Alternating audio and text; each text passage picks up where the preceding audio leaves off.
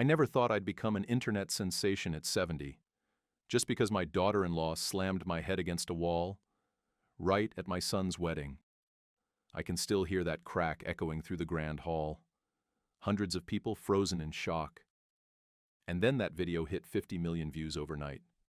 If you think the deepest wounds are only on the skin, you should hear what happened next. Hit subscribe and tell me where you're listening from, because what I'm about to share, you won't believe.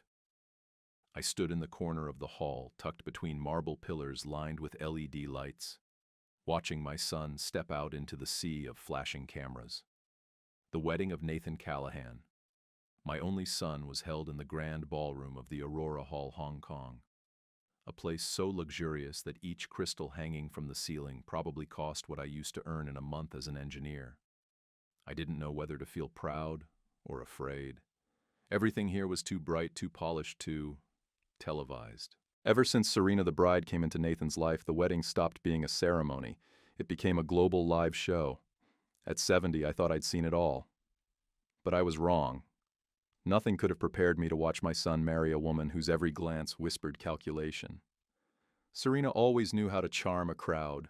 Flawless face, half-true smile, and the way she called me Dad, like she was reading a script. I'd come 2 hours early, not to enjoy the party, but to observe. Tables draped in silver-white cloth, a 10-meter LED stage cameras sweeping automatically across the room. I counted at least 4 streaming live on Exostream. A monitor off stage showed the live view count ticking up. They weren't hiding it. This wasn't a wedding, it was a production. When the MC took the stage, my throat felt dry. I looked around. Barely saw any family. Just business partners, investors, people there to be seen on camera. I quietly sat down, gripping a glass of water. I've never liked alcohol, not since I lost my wife. Nathan spotted me from across the hall and smiled. That smile, I used to love it so much.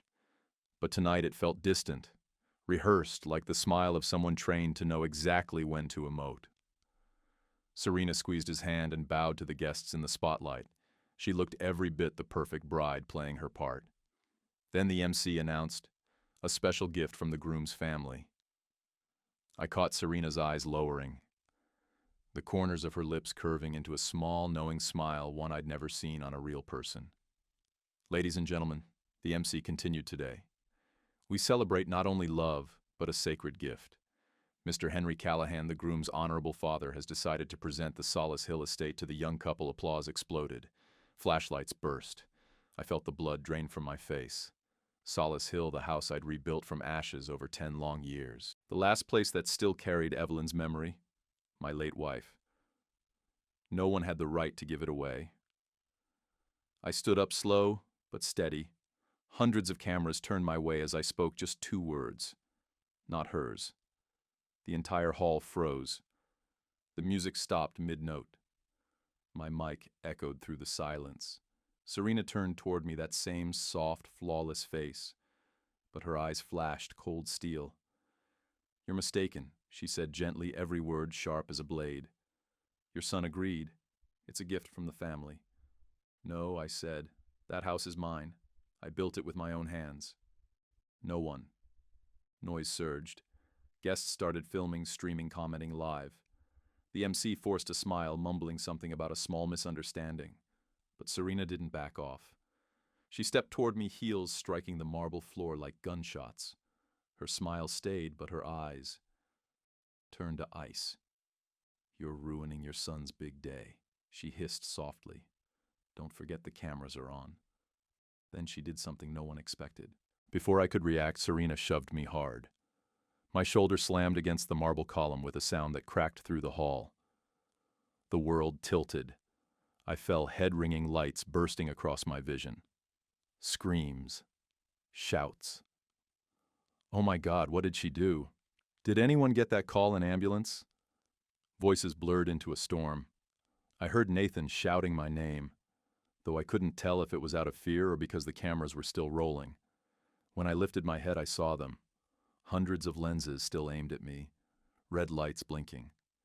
And in that moment, I understood that crash didn't just crack the wall. It shattered the illusion they had built around us. When I woke up in the hospital that night, the smell of disinfectant mixed with the beeping of the heart monitor, reminding me I was still alive, even though half of me had already died. The hit didn't kill me, but it broke open a flood of memories. Solace Hill, the house I spent the last 10 years of my life rebuilding from the ruins of the past. They said I had a mild concussion, that my memory might be temporarily disoriented. But no, I remembered everything. Every brick, every hammer strike, every drop of sweat that fell from my face. I remembered Evelyn, my wife, who died in the collapse of an old construction site when I was still chief architect. The building came down in less than 4 minutes, but it buried my whole world. After her funeral, I quit, left the world of design behind. I took out the old blueprint of the home we once dreamed of building together, and started over alone. Solace Hill wasn't a project. It was a tomb for the memories I could never bury. I lived among rubble-ate instant noodles, slept on cold cement floors, and rebuilt every wall with my own hands. No help, no loans. I just wanted to create a space where Evelyn still existed in the wind through the windows and the scent of new wood and the reflection of the lake at sunset. Nathan was barely in his 20s then. He didn't understand. To him, his father was just a broken old man clinging to the past. When I said, "Son, help me paint the walls," he told me, "Dad, you need to learn to live in the present." And then, he left. I didn't blame him. Being a father isn't about holding on. It's about watching your child walk away and praying they'll find their way back someday. But then Serena came along. She brought Nathan everything I never could: connections, fame, the spotlight. Her family ran one of the largest media corporations specializing in reality shows. Within months, Nathan became a young entrepreneur, and Serena was crowned the power bride of the century. I still remember the first time she visited our home. Serena hugged me smiling, but her eyes were already scanning the room, measuring camera angles. She said, "I heard you used to be a famous architect. You must understand how valuable a beautiful house can be for media." I told her quietly, "It's not a beautiful house, it's my house." She smiled, that soft, practiced smile. "Even better," she said, "I'll make sure the whole world sees it." I didn't understand what she meant. Not until I saw her film crew show up at Solace Hill with drones and scripts. They built mock stages for the wedding, hung lights along the hallways, moved the furniture I'd arranged over years. Evelyn had once placed a small photo by the window. They called it a light obstruction, and moved it without asking. I remember asking them to stop. Serena just said, "Don't worry, you'll be proud when this house is on television. Millions will know your work." I replied, "My work ended when she died. What's left isn't for show." She smiled again, smooth and cold as glass. "Then let me help you bring it back to life." I didn't know that what she meant by bring it back was erasing me from it completely. 3 weeks before the wedding, Nathan came to see me. He said Serena wanted to hold the ceremony at Solace Hill. I refused. He was quiet for a moment, then said, "Dad, please don't make this hard. Serena already signed the promotional contract." Contract. That word made me laugh, the kind of laugh that hurts. So that's what Love, Memory, and Home had become, a marketing deal. That night I left Solace Hill carrying a small wooden box, Evelyn's ashes inside. I didn't know what they would do to the house. I only hoped they'd leave the wall where I'd carved our names. But when I walked into the Aurora Hall on the wedding day, I saw Evelyn's photo replaced with a glowing logo, "Callahan Wedding, sponsored by Extreme Live." That's when I understood. They hadn't just taken the house, they'd stolen the last piece of my memory. And that's why when the MC announced a special gift from the groom's father, I stood up. Not out of pride, but because I knew if I stayed silent this time, Solace Hill would no longer be where Evelyn rested. It would become a stage for people who never understood the most sacred thing we have left in life: memory. That morning, as the car drove me to the Aurora Hall, I still hoped I was wrong. Maybe Serena had misunderstood. Maybe Nathan would speak up. But the moment I stepped into the hall, that hope vanished. Everything was ready. The lights, the cameras, the script. On the giant LED screen hanging above the ballroom, glowing words read, "The Wedding of the Century. Live worldwide. Callahan love story." Below it, a countdown ticked away. 2 minutes and 16 seconds. 2 minutes and 15 seconds. And hundreds of thousands of people were waiting to watch the most inspiring love story of the year. I couldn't understand why anyone needed dozens of cameras just to record two people saying "I do." Marriage isn't something you reshoot, but to Serena, everything was a performance. Nathan walked out from backstage in a white tuxedo. The lights made him look radiant, but to me, he was still that boy who once held my hand while we walked the scaffolding together. I wanted to go to him. Tell him, "Son, all I want is for you to be happy, no cameras needed." But I stopped. Serena had stepped beside him. She looked like a queen, long gown, perfect smile, holding the mic without the slightest tremor. "We're live with more than 40,000 viewers around the world," she announced brightly. "Today we're not just joining two hearts, but two generations through love, memory, and legacy." I felt a chill. The word legacy sounded ice cold coming from her mouth. When the MC took the stage, the ceremony moved to the special family gift segment. I was about to leave until I heard those three words, "Solace Hill Mansion." The screen lit up with the video shots of my home filmed from every angle set to grand cinematic music. At the end, a caption rolled across a gift to Nathan and Serena Callahan from a great father. My blood boiled. I had never signed anything. Never agreed to give that house away. I tried to stand, but my legs felt nailed to the floor until Serena stepped forward, bowed slightly and said into the mic, "Thank you, Dad, for this wonderful gift. I promise to cherish it as our family's legacy." Applause thundered through the hall. That was when I shot to my feet, heart pounding like it would burst. "It's not hers," I shouted, voice rough trembling but clear. The sound echoed through the mic. The hall froze. Every camera turned toward me. Serena spun around, her smile fading. "You're mistaken," she said quietly. "Everything's already been agreed on." No, I never agreed to that. That house. Before I could finish, Serena signaled the band. The wedding music swelled, drowning out my words, but it was too late. Hundreds of guests had seen it. Some started filming. Others began live streaming. Serena walked toward me, whispering through her fixed smile, "You're ruining your son's wedding, old man. The cameras are still rolling. Be careful." I looked around and saw it was true. Every lens was pointed straight at me. Millions of unseen eyes waiting to watch what the crazy old man would do next. Then everything happened too fast. I don't remember who touched who first, only that Serena stepped closer, her hand landing on my shoulder, and pushed. My head hit the marble pillar with a sound so sharp it silenced the room. I fell. Blood soaked through the collar of my white shirt. Through the chaos, I heard Nathan scream, "Serena, what did you do?" Then someone shouted, "We're live! Cut the feed!" But no one cut it. No one moved fast enough. 10 seconds later, the image of me lying motionless on the marble floor streamed live to tens of thousands of viewers. And 10 hours later, that video hit 50 million views. Headlines exploded everywhere: "Wedding disaster of the century," "Bride shoves father-in-law on live stream," "The Callahan family drama," "The truth behind the slam." I lay in the hospital, head wrapped in bandages, listening to doctors talk about mild brain trauma, but I felt no pain, just an emptiness in my chest. People said I was famous now. Some called me a symbol of the old generation being pushed aside. Others mocked me, said I acted better than a movie star. But I didn't care.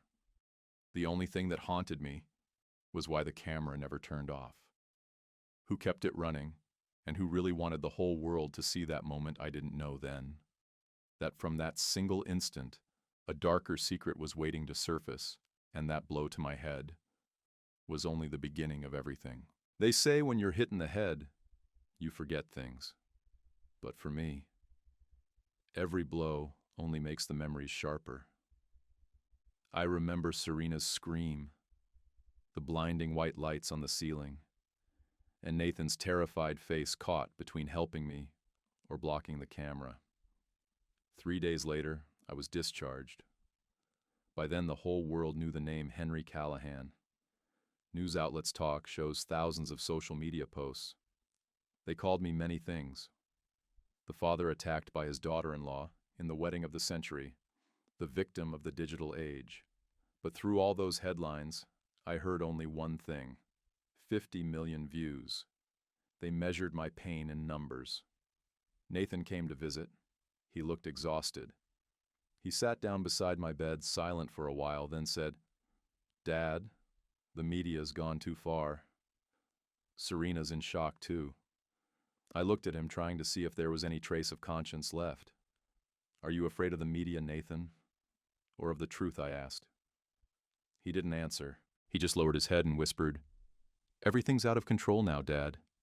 I smiled faintly. "No, Nathan. Everything's just beginning." That afternoon, after he left, I received a message. No number. Just a link. A short line of text. "You should see this. I don't think you've watched the whole ceremony." I opened it. It was a backstage video, shaky and unedited shot on a phone. No sound effects, no filters, just raw footage. In it, Serena stood beside the MC and a man in a gray suit. She handed them a thick envelope and said clearly enough to hear, "Make sure the gift from the father line goes exactly by the script. The cameras will catch his reaction. Don't cut." I froze the video. My heart pounded so hard I could hear it. She hadn't just pushed me. She staged everything. I played it again. At second 23, Nathan stepped into the frame, his face hesitant. Serena touched his shoulder, smiled, and whispered something. I zoomed in, read her lips. 2 words. "Trust me." Another message arrived a few minutes later. "If you want to know who filmed this, come to Solace Hill at midnight. I'll be there." I wasn't afraid. At my age, I had nothing left to lose. So I went. The house was dark except for a faint light in my old study. The door wasn't locked. Inside sat a young man with a nervous look, wearing an Extreme employee badge. "My name's Mark," he said. I was the live stream tech for the wedding. He opened his laptop and showed me the broadcast console. "That ceremony wasn't just live," he said. "It was pre-scripted and directed from Serena's private control room. She ordered us not to cut the feed no matter what happened." I went cold. She knew it would happen. Mark nodded. "Not new. Planned." He scrubbed through the footage timeline and played a hidden mic recording. Serena's voice came through calm and sharp. "Don't cut. Let them see his true face." My whole body went numb. In her eyes, I was never a person, just a prop. A final act in her perfectly crafted drama. That blow to my head wasn't an accident. It was her finale. I asked him, "Why are you helping me?" Mark looked down. "They fired me when I refused to edit the clip to make you look crazy. They wanted to turn you into a villain." I took his hand. "Then help me tell it right." Together we sent everything to the lawyer, the backstage footage, the recordings, the director's contract. All of it proved the wedding was staged to steal Solace Hill. When the evidence leaked, the internet exploded again, but this time, no one was laughing. The hashtag #CheerJusticeForHenry spread like wildfire. Millions shared it, demanding an investigation. Serena shut down her accounts. Nathan vanished from the media. Extreme's stock collapsed overnight. I watched the headlines fill the screen. Felt no joy, no victory. Just one truth settling deep inside me. Justice never comes quickly. But when it does, it breaks everything open. That blow might have knocked me down, but it also woke the world up from its dream of perfect families. And I know now, this fight isn't over yet. I still remember that night when the story broke across every news channel. Comments flooded in like a storm, Serena under investigation. The truth behind the 50 million view wedding, Henry Callahan, the father who wouldn't bow down. But I didn't feel triumphant, just tired. At 70, I didn't need to win. I just wanted my memories to be put back where they belonged. My lawyer, a young woman named Amelia Drake, told me we had enough evidence to take it to court. "You can reclaim Solace Hill," she said, and sue for defamation and emotional damages. I looked at the small photo of Evelyn in my wallet and smiled. I don't want their money, I said softly. I just want the truth returned. The trial began 3 months later. Outside the courthouse, hundreds gathered with signs that read, "Justice for Henry." Strangers I'd never met told reporters they saw their own parents in me, that my story made them look at their families differently. I never imagined my pain could make people reflect on their own love and silence. Serena arrived in a black dress, no trace of that dazzling smile. She avoided the cameras, her eyes sunk in her hands trembling as she placed them on the courtroom table. Nathan sat beside her, unable to meet my eyes. I didn't hate him. I only felt sorry. Sorry for a son whose ambition had blinded him to his own light. When the backstage video played, the courtroom went silent. Serena's voice echoed through the speakers, cold and clear. "Don't cut the feed. Let them see his true face." No one spoke. Even the judge's gavel couldn't break the weight of that moment, because everyone knew there was nothing left to defend. After 2 days, the verdict came. Serena was charged with assault and fraud. Nathan wasn't convicted, but he lost all inheritance rights. And me, I officially reclaimed Solace Hill. When the doors closed behind us, Nathan ran after me. "Dad," he called. "I'm sorry. I never meant for it to go this far." I turned to him and said quietly, "It's not your fault for trusting the wrong person. But if you don't learn to face the truth, you'll spend your life living in someone else's script." He nodded, tears in his eyes, but I didn't turn back. There was nothing more to say to the past. 3 months later, I returned to Solace Hill. The mansion that once glowed with stage lights was now still and quiet, the wind whispering through the shutters. When I pushed open the old wooden door, the hinges groaned a sound that felt like an old friend welcoming me home. Everything was the same, except me. I didn't want to keep Solace Hill just for myself anymore. I opened a program called the Memory Workshop, a place for the elderly to tell their life stories through painting music or handwritten journals. I wanted them to understand memories aren't meant to be hidden, and they should never be stolen. On opening day, hundreds came. Some from far away, some who wrote to say that the video gave them courage to walk away from controlled lives. I looked at their faces and saw my own reflection, people who had once been forced into silence. That evening, after everyone left, I sat alone in the room where Evelyn's bookshelf once stood. I placed her photo back by the window that looked out to the lake. Sunlight poured through the glass, turning the dust into tiny, glittering sparks. I turned on the camera, no lights, no editing, no script. Just me, an old man once misunderstood by the world. "I used to think that blow ended my life," I said slowly. "But it only woke up the part of me I'd forgotten, the part that still believes in truth." I paused, smiled gently, and added, "If anyone's ever made you doubt your own story, remember this. The truth doesn't need a stage. It only needs your voice." I turned off the camera. Outside, Solace Hill glowed softly. No cheers, no applause. Just the warm light spilling through the windows, illuminating the wall where Evelyn and I once carved a small line. Home isn't where you live, it's where you're believed. And this time, I knew the story had truly ended exactly the way I chose to tell it. If you've watched until now, thank you for staying with me till the very end. Don't forget to like, share, and subscribe, because the next story might be yours.